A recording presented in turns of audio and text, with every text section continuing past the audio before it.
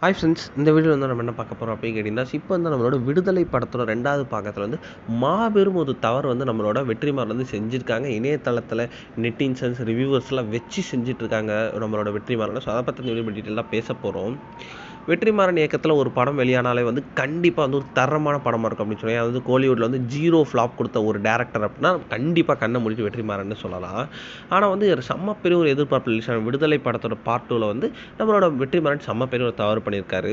So அசுரன் படத்துக்கு பிறகு 5 ஆண்டுகளுக்கு அப்புறம் தான் வந்து விடுதலை கதையை வந்து அவர் வந்து பயணிச்சுட்டு வந்தார்.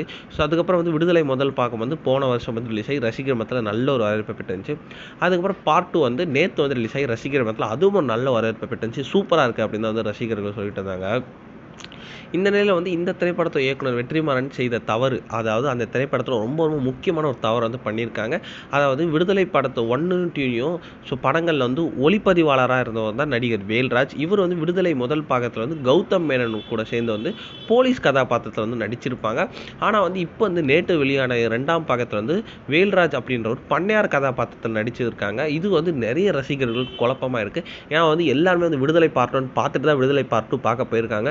அதனால் இவங்களுக்கு வந்து இந்த ஒரு அஃபிஷியலான ஒரு ஈஸியாகவே கண்டுபிடிச்சிட்டாங்க இந்த ஒரு மிஸ்டேக்கை.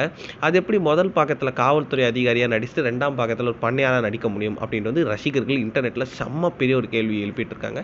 சரி, நிறைய பேர் என்ன சொல்கிறாங்கன்னா, இயக்குனர் வெற்றிமாறன் இவ்வளோ பெரிய தவறு பண்ணலாம்